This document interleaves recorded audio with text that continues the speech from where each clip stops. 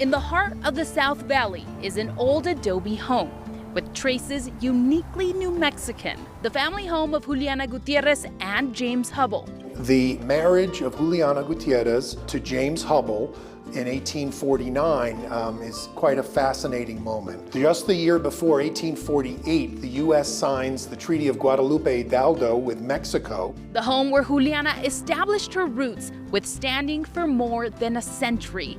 Family living there until the mid-90s, until Bernalillo County purchased the home.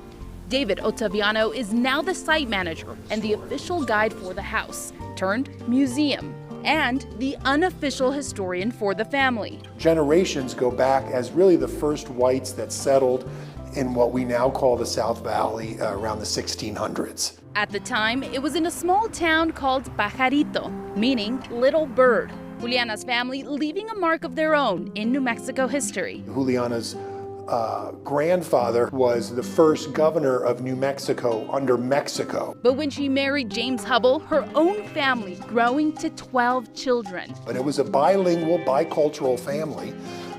Later, James would bring his parents from Connecticut here, and they would live out the remainder of their lives. With a trading post and several children, Juliana quickly became the matriarch of the family, while her husband was away for months at a time trading throughout the Southwest. They had servants, they had staff, they had this really busy trading post, and so that really fell to her to kind of oversee that. Her role even collided with healthcare and the smallpox epidemic. And in fact was facilitated getting some vaccines, and there's even accounts of her administering vaccines to people towards the very end of her life. As she lived her life to 66 years old, her role to establish Pajarito and be recognized in the community were evident. She was known for someone in the community that you would go to for advice, or if you were struggling financially or had some hardship, that you would talk to her. While the Gutierrez Hubble house was once set to be demolished. It's really a testament to people in the community that they